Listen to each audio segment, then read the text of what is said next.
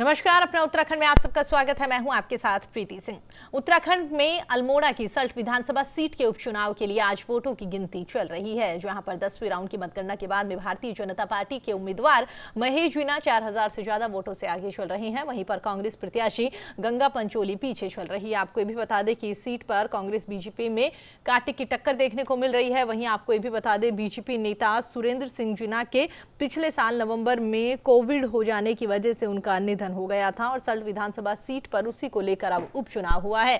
इस सीट पर बीजेपी ने जीना के बड़े भाई महेश जीना को टिकट दिया है, तो वहीं पर कांग्रेस ने यहां पर 2017 के चुनाव में बीजेपी प्रत्याशी से कम अंतर से हारी गंगा पंचोली को एक बार फिर से चुनावी मैदान में उतारा है।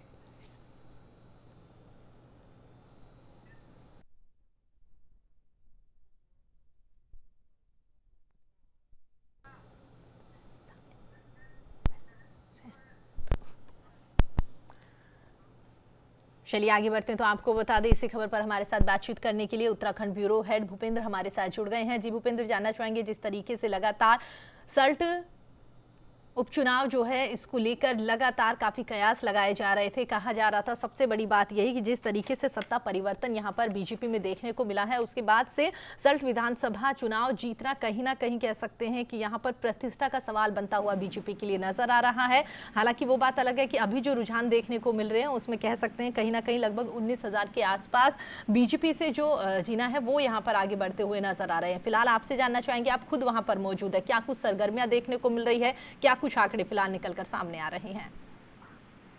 ये प्रीति बिल्कुल सही कहा आपने। और देखिए इस समय नया अपडेट आ गया है और 11 राउंड पूरे कंप्लीट हो गए हैं और 11 राउंड के बाद अभी 20,961 वोट जो है भारतीय जनता पार्टी के जो प्रत्याशी है महेश जीना उनको मिले हैं और जबकि 16,566 वोट कांग्रेस की गंगा पंचोली के खाते में आए हैं। 12वें राउंड की जो है गणना शुरू हो गई है जी। एक तरीके से ये कह सकते हैं कि कुल मिलाकर के ये सीट अब भारतीय जनता पार्टी के खाते में पाले में जाती हुई दिखाई दे रही है।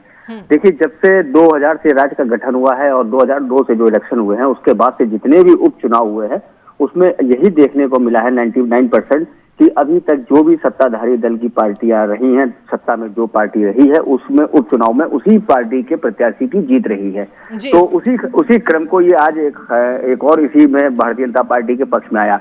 लेकिन इसमें देखो कांग्रेस के जो अभी जिस तरीके से हम लोग 2 बजे कांग्रेस के और भारतीय जनता पार्टी के जो है पदाधिकारियों के साथ चर्चा कर रहे थे, तो उसमें ये कहना था कि लगातार जो है जो जब जनता का जो भी हमें होगा हमें स्वीकार है, जनता जो हमें जिस तरीके से भी अपनाती है या हमारे को नहीं अपनाती है, तो हमें जनता का ही साथ रहना है। लेकिन देखिए सबसे बड़ी बात है कि भारतीय जनता पार्टी के लिए इसलिए यह प्रतिष्ठा का सवाल था कि तुरंत ही जो है त्रिवेंद्र सिंह रावत को पद से हटाने के बाद तीरथ सिंह रावत आ गए थे। हालांकि आचार संहिता पहले ही घोषित कर दी गई थी, महेश जीना को पहले ही टिकट दे दिया गया था जी। लेकिन ऐसी स्थिति में सबसे पहला जो है तीरथ सिंह रावत के लिए एक उनके खाते में ये सफलता दर्ज हो गई कि उनके कार्यकाल में भारतीय जनता पार्टी के उपचुनाव में उन्होंने जीत हासिल करी। कांग्रेस की जो सबसे बड़ी जो देखिए मैं जो देखता हूँ प्रीति की यहाँ पे सबसे बड़ी कमजोरी ये रही कि कांग्रेस में गंगा पंचोली बिल्कुल इसमें कोई दो राह नहीं है कि वहाँ की स्थानीय नागरिक हैं, बहुत मिलनसार हैं, बहुत सेवा भाव के साथ जनता के बीच में रहती हैं, क्षेत्र के लोगों के साथ लगातार खड़ी हुई हैं, मजबूती से खड़ी हुई हैं। लेकिन पिछली बार भी उनका 3,000 के आसपास करीब 2900 वोटों के आसपास उनकी जो है हार हुई थी और इस बार भी करीब जो आंकड़ा इसी के आसपास होता हुआ दिखाई दे रहा है। तो ऐसी स्थिति में कहीं ना कहीं उनकी तरफ से तो प्रयास एक पार्टी प्रत्याशी की तरफ से प्रयास रहा, लेकिन जो इस समय कांग्रेस को अगर हम जो है प्रदेश लेवल पे देखें तो राज्य स्तर पर जो कांग्रेस के अंदर जो टूट फूट है या आपसी जो धड़े बने हुए हैं एक दूसरे की टांग खींचने को लेकर के, चाहे वो प्रदेश अध्यक्ष हो, चाहे नेता प्रतिपक्ष हो, चाहे हरीश रावत की बात कहे या सल्ट से जो मजबूत नाम निकल के आता था रंजीत रावत उनकी बात कहे, तो सब में किसी में एकजुटता नहीं है, किसी में भी एक तरीके से आपसी मेल मिलाप नहीं है। उसी का खामियाजा है कि कार्यकर्ताओं के सामने कोई संगठनात्मक ढांचा नहीं था, कोई रणनीति नहीं थी, जिसका जो मन हो रहा था वो सामने आया। जबकि भारतीय जनता पार्टी की जो कमियां थी जो उनके समय ये इस बात को कांग्रेस नहीं कैच करा पाई कि किस तरीके से जो है त्रिवेंद्र सिंह रावत को गद्दी से हटाया गया, हटाना पड़ा पार्टी को, किस तरीके से राष्ट्रीय नेतृत्व जो है पेट्रोल के दाम, महंगाई को लेकर के, ये तमाम ऐसे मुद्दे थे जिसको कांग्रेस चाहती तो जनता के बीच ले जाके अपने पक्ष में माहौल बना सकती थी। लेकिन आपसी टूट की वजह से, आपसी वैमनस्यता की वजह से साहब कह सकते हैं कि इसमें प्रत्याशी की गलती ना होकर कहीं ना कहीं आला कमान की गलती है, या कह सकते हैं जिस तरीके से आप लगातार बता रहे हैं कि खुद ही पार्टी जो है वो इसमें इतनी सक्रियता के साथ चुनाव लड़ने के लिए उतारू नहीं नजर आई, उनकी ओर से तमाम मुद्दे जो थे वो यहाँ पर लोगों के बीच में जाकर नहीं उठाए गए, यही एक बड़ा कारण मान सकते हैं जिस तरीके से फिलहाल रुझान नजर आ रहे हैं। ये प्रीति बिल्कुल सही कहा आपने कि देखिए ये बिल्कुल ये एक बड़ा कारण है। देखिए गंगा पंचोली की अगर आप इमेज की बात करती हैं तो महेश जीना के प्रति के मुकाबले में गंगा पंचोली वहां बहुत मजबूत चेहरा है, बहुत मजबूत कैंडिडेट है, और इसी को ध्यान में रखते हुए कांग्रेस की तरफ से उनको प्रत्याशी बनाया गया कि जिस तरीके से वो जो है क्षेत्र के लोगों से जुड़ी हुई है, लगातार वहां के मुद्दों को उठाती रही है, जिस तरीके से जनता के बीच में चुनाव हारने के बाद भी वहां पे वो डटी हुई हैं और लोगों के बीच जा रही हैं, उसको ध्यान में। लेकिन जो देखिए भारतीय जनता पार्टी का जो संगठनात्मक ढांचा है, जो उनकी रणनीति है, जो उनकी एक सिस्टम है पार्टी के अंदर, जैसे कह सकते हैं, उसके मुकाबले कांग्रेस के पास ना राज्य स्तर में आज वो ढांचा संगठन के लोग हैं, ना वो कार्यकर्ता हैं, ना उनके पास उतनी फोर्स, ना इतनी ताकत है। ये बात ठीक है कि जो है अभी तक का ये देखा गया है कि जिसकी सरकार होती है उसी के उपचुनाव के नतीजे अधिकतर उसी के खाते में जाते हैं। लेकिन अगर ये थोड़ा सा कांग्रेस के अंदर जो प्रदेश लेवल पर जो टूटन है और जो आपस में एक दूसरे की टांग खिंचाई है, वो जो है उसका वो एकजुटता नहीं दिखाई दी। अगर यहीं पे हरीश रावत एक होते, रंजीत रावत एक साथ होते, नेता प्रतिपक्ष एक साथ होते, प्रदेश अध्यक्ष एक साथ होते, तो हो सकता है कि ये जीत हार की तो दूसरी बात है। अब देखिए इसका सीधा असर जो है अभी जनवरी में होने वाले 2022 जनवरी में होने वाले चुनावों पे असर पड़ेगा। तो इसको लेकर के एक कार्यकर्ताओं को, अच्छा वो लगातार ये बातें होती है, अब हार के बाद चिंतन मंथन का दौर शुरू हो जाएगा, एक दूसरे पे टीका टिप्पणी का दौर शुरू हो जाएगा। तो अब ये दौरों से कांग्रेस इसी उसमें उलझी हुई है, जबकि भारतीय जनता पार्टी अभी से ही तैयारी में लग गई है 2022 की। बिल्कुल भूपेंद्र, आप सही कह रहे हैं, क्योंकि जिस तरीके से सत्ता परिवर्तन देखने को मिला था, तो ये बात तो बिल्कुल साफ है कि भारतीय जनता पार्टी जो है वो लगभग 1 साल 1.5 साल पहले से ही तैयारियां करती हुई नजर आ जाती है। उन्हें पता चल जाता है कि इस साल यहाँ पर चुनाव होने वाले हैं, उसी से वो यहाँ धरातल पर जो है सारी चीजें देखना शुरू कर देती है। और कहीं ना कहीं तमाम और भी राज्य ऐसे हैं जहां पर कह सकते हैं कि बीजेपी इसलिए ज्यादा हावी होती हुई नजर आती है क्योंकि पहले से तैयारियां कर लेती है। बहुत सारे जो उनकी विपक्षी पार्टियां हैं उन्हें इस बात तक का होश नहीं रहता कि वाकई अगर यहाँ पर चुनाव होने वाले तो कौन से ऐसे मुद्दे हैं जो हम उठाएंगे तो जनता सीधा हमसे जुड़ती हुई नजर आएगी। बिल्कुल बिल्कुल सही कहा। देखिए अब आप पश्चिम बंगाल में भले भारतीय जनता पार्टी को अपेक्षित सीटें ना मिली हो, अपेक्षित जीत ना मिली हो, लेकिन वो 3 से बढ़ करके आज की डेट में कम से कम कितना उन्होंने बढ़त ली है। आप ये देखिए कितनी धारदार तरीके से जो है भारतीय जनता पार्टी अपनी रणनीति बना रही है, किस तरीके से पूरे के पूरी ताकत, पूरी की पूरी एनर्जी जो है। बिल्कुल भूपेंद्र, आपको बीच में जो रोकना चाहूंगी क्योंकि एक बात मैं इसमें ये और ऐड करना चाहती हूँ। जिस तरीके से आपने पश्चिम बंगाल का जिक्र किया, सबसे स्पेशली बात वहां पर ये भी हम देख सकते हैं भूपेंद्र की हिंदी भाषी राज्य जो होते हैं वहां पर लोगों को कन्विंस करना बहुत ईजी होता है, क्योंकि ये होता है कि वो लोग हमारी भाषा इजीली समझ पाते हैं जो हम उन्हें समझाना चाहते हैं। लेकिन ऐसे राज्य में जहां पर हिंदी लोग नहीं बोलते, बहुत कम लोग हिंदी समझ पाते हैं, वहां पर अगर वाकई जिस तरीके से आपने कहा कि 3 से अगर 80 के आसपास भी आंकड़ा पहुंचता है तो कह सकते हैं कि वाकई एक बड़ी जीत है। हाँ बिल्कुल, देखिए मैंने कहा ना कि अब आप देखिए 3 से अगर 80 का मामला चाह रहा है तो आप सोचिए उसको आप अगर परसेंटेज निकालिए तो किस हाई लेवल पे गई। इसका मतलब है कि ठीक है आप सत्ता से दूर रह गए, आप वहां पे, लेकिन आपकी मनसा, आपका वोट बैंक बढ़ा, आपकी सीटें बढ़ी। तो वो चीज जो है भारतीय जनता पार्टी के पास जो है एकदम, आप जो अगर बात करें तो जो हमने अभी तक देखा है वो एक शीर्ष लेवल से लेकर के राष्ट्रीय स्तर से लेकर के पन्ना प्रमुख तक की जिम्मेदारियां तय करते हैं कि कौन आदमी गेट पे खड़ा होगा, कौन आदमी बस्ते पे लेकर के खड़ा होगा, कौन आदमी बूथ पे जाएगा, किसकी जिम्मेदारी रहेगी, इनके ऊपर मॉनिटरिंग कितने लोग करेंगे। यानी मॉनिटर की मतलब जो लोग निगरानी कर रहे हैं उनके ऊपर भी निगरानी करने वालों की 5 टीमें बनाते हैं। और ये कमी जो है आज की डेट में कांग्रेस के अंदर प्रदेश लेवल पर भी दिखाई देती है, राष्ट्रीय स्तर पर भी दिखाई देती है। तो उसी का ये नतीजा है कि देखिए कांग्रेस के अंदर आज की डेट में काफी छत्रप हो गए हैं। आज अगर हम उत्तराखंड की बात करें तो उत्तराखंड के अंदर ही अपने आप में जो है सभी जितने शीर्ष नेता हैं वो अपने आप में खुद पार्टी उनकी बातें ना उतनी मजबूती से मानते हुए अपनी अपनी एक तरीके से जो है अपनी रणनीति, अपनी चीजें हावी करना चाहते हैं, अपने कार्यकर्ताओं को अलग दल बल लेकर के काम करते हैं। तो ये कुल मिलाकर के अच्छा, एक चीज यहाँ पे कांग्रेस को और समझनी पड़ेगी, अगर ये जो है इन नतीजों के बाद से अगर यही चीजें रही तो अगला विधानसभा चुनाव कांग्रेस के लिए काफी टफ पड़ सकता है भारतीय जनता पार्टी को टक्कर देने में। बिल्कुल, क्योंकि कहीं ना कहीं माने या ना माने ये जो सल्ट विधानसभा उपचुनाव था, इससे ये तय तो हो रहा था ना कि वाकई सरकार की ओर से, जो वर्तमान सरकार है उसकी ओर से जो कामकाज किया जा रहा है उससे लोग वहां पर कितने खुश हैं या ना खुश हैं, उनकी नीतियों को कितना लोग चाहते हैं, कहीं ना कहीं इस बात का रुझान इस चुनाव में वाकई देखने को मिल जाएगा। बिल्कुल सही कहा आपने, बिल्कुल ये बिल्कुल सही बात है।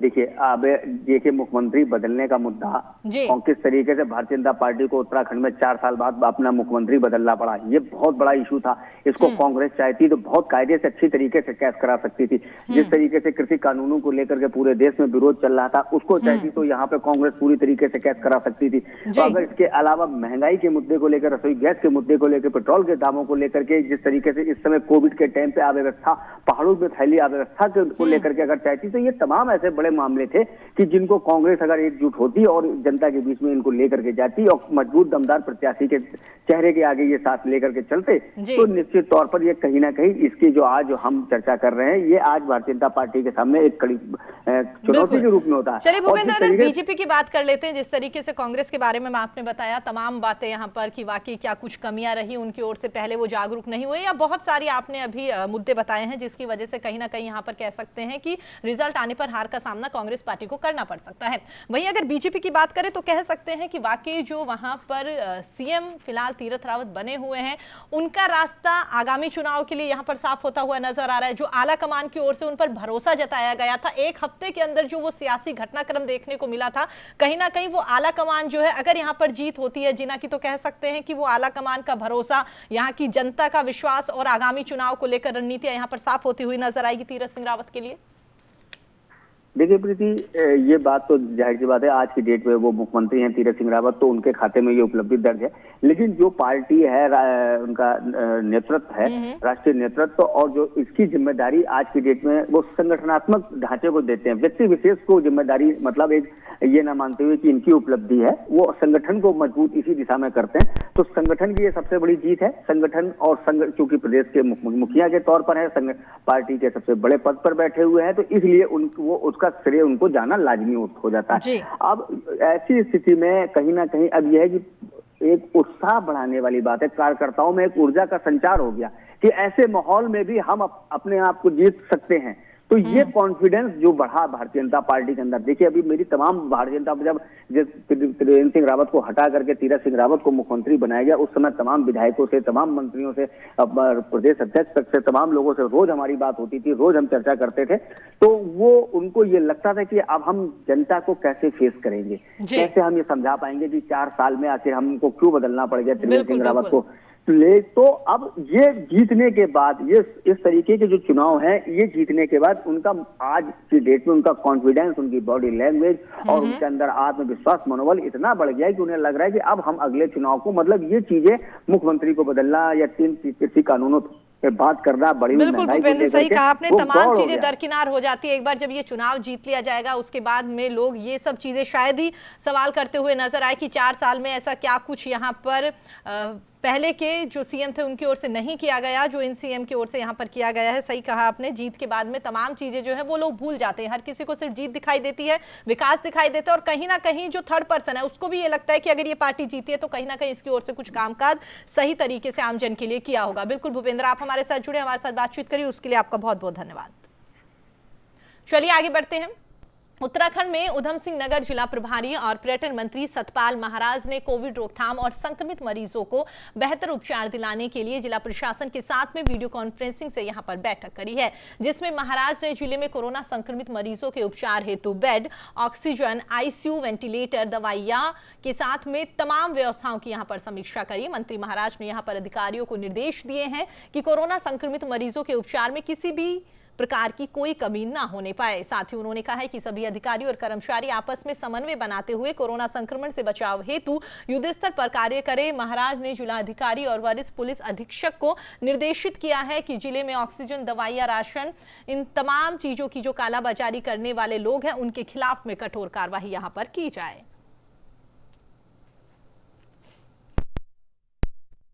ये हिदायत दी है कि नीचे स्तर तक ऑक्सीमीटर्स का होना जरूरी है।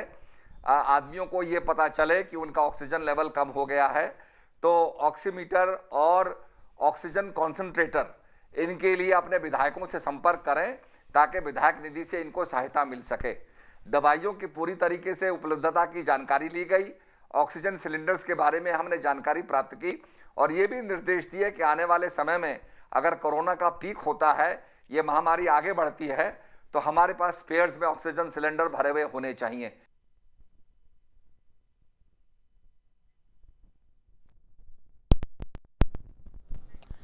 उत्तराखंड में वन मंत्री डॉक्टर हरक सिंह रावत ने मीडिया के माध्यम से प्रदेशवासियों से निवेदन किया है कि वो अपनी शादी समारोह को अगर टाल सके तो वो फैसला उनके लिए, समाज के लिए उपकार के समान होगा।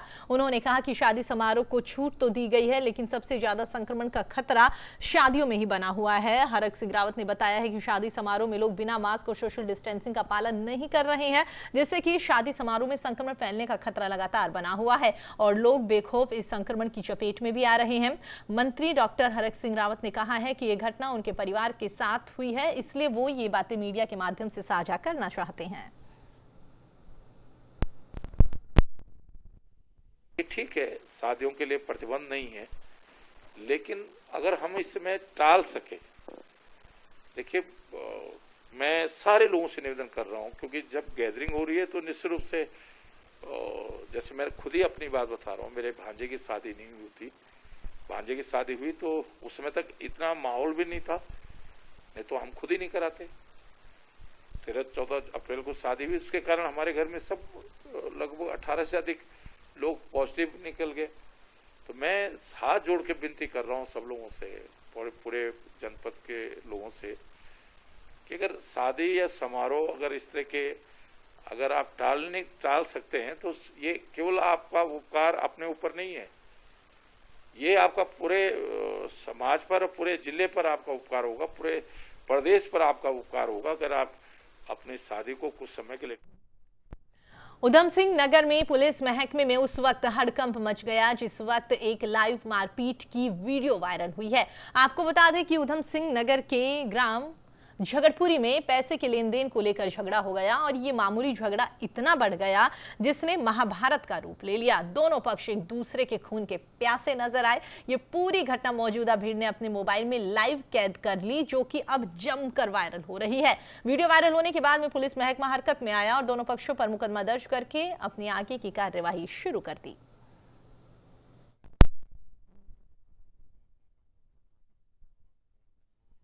तौफीक की तरफ से तहरीर आई है, उसमें जो ये झगड़पुरी में कल मारपीट हुई थी उसमें मुकदमा दर्ज किया जा रहा है। मामले को लेकर झगड़ा था, उसके यहाँ मजदूरी करता होगा तौफीक का भाई, चचेरा भाई। किसी को घायल हुआ है? घायल हुआ है, आले नबी घायल हुआ है।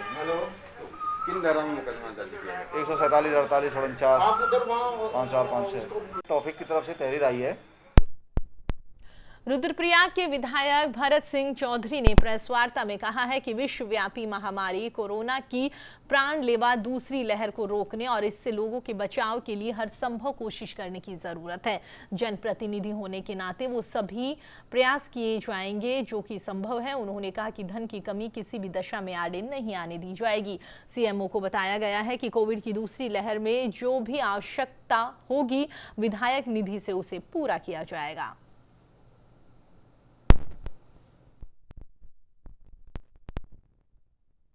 हम लगभग 35 लाख रुपए कोविड-19 के दौरान रोकथाम के लिए खर्च कर चुके हैं, लेकिन आगे भी अगर इस तरह की कोई आवश्यकता पड़ती है, हमने मुख्य चिकित्सा अधिकारी से कहा है कि किसी भी तरह की अगर धन की आवश्यकता हो तो तत्काल उसकी व्यवस्था विधायक निधि से कर ली जाएगी।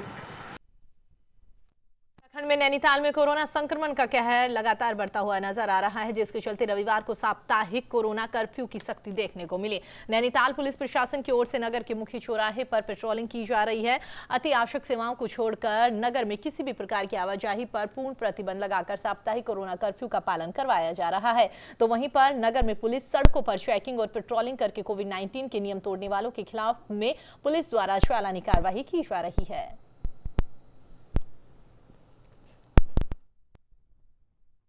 उसका अनुपालन किया जा रहा है और हमारे जो उच्चाधिकारी हैं उनके निर्देशन में अनुपालन किया जा रहा है। जो भी फालतू घूम रहे हैं उनका जो है सोशल डिस्टेंस के अंतर्गत चालान किया जा रहा है, ताकि लोग फालतू बाहर न निकलें। जो लोग काम से आए हैं अति आवश्यक जैसे हॉस्पिटल वगैरह हैं तो उन्हें हम जाने दे रहे हैं, उनके पर्चे उर्चे देख रहे हैं, लेकिन जो बिना किसी कारण से आए हैं उनके चालान कर रहे हैं। बिल्कुल बाजार को बिल्कुल चेक किया गया, समस्त दुकानें बंद हैं। 12 बजे तक जो दूध और उसकी वो खुलने की अनुमति थी वो भी समाप्त हो गई है। इस समय जो है वो ही बंद हो चुकी हैं दुकानें और पूरा मार्केट पूर्ण रूप से बंद है। उत्तराखंड में कोरोना के मामले लगातार बढ़ते हुए नजर आ रहे हैं। शहर हो या देहात, बड़ी संख्या में लोग इस लाइलाज बीमारी से संक्रमित होते हुए दिख रहे हैं। उत्तराखंड राज्य गन्ना मंत्री स्वामी यतीश्वरानंद ने अपनी हरिद्वार ग्रामीण विधानसभा के लाल डांग क्षेत्र स्थित प्राथमिकी स्वास्थ्य केंद्र का औचक निरीक्षण किया और इसी दौरान उन्होंने कोरोना की दवाइयों का स्टॉक भी ऑक्सीजन सिलेंडर व्यवस्था को बारीकी से परखा है। निरीक्षण में सामने आया है कि क्षेत्र में आबादी के हिसाब से पर्याप्त ऑक्सीजन की व्यवस्था नहीं है। मौके पर ही हरिद्वार सीएमओ को बुलाया गया और जल्द ही यहां पर लाल डांग क्षेत्र में ऑक्सीजन और अन्य सेवाओं को दुरुस्त करने के निर्देश यहां पर दिए गए। जो हमारा लाल डांग के अंदर CSC हॉस्पिटल है उसका निरीक्षण हम लोगों ने किया कि उसकी व्यवस्थाएं कैसी है, वहाँ की ऑक्सीजन की क्या व्यवस्थाएं हैं, सफाई की क्या व्यवस्थाएं हैं, टीकाकरण सही से किया जा रहा है नहीं किया जा रहा है। लगभग सारी व्यवस्थाएं वहाँ पर बेहतर व्यवस्थाएं हैं। और जो हमारे कोरोना पॉजिटिव जो कुछ लोग इस क्षेत्र में थे, एक बात सामने उनको समय पर किट नहीं मिल रही है। अभी CMO मेरे साथ हैं, उन्होंने कहा कि अगर कोई हमारे पास आएगा तत्काल हम उनको किट देने का काम करेंगे और कोई भी कोरोना पॉजिटिव ऐसा नहीं होगा इलाके में जिसको किट नहीं दी जाएगी। चलिए फिलहाल इस बुलेटिन में इतना ही। देश और दुनिया की तमाम खबरों के लिए आप देखते रहिए न्यूज़ इंडिया। नमस्कार।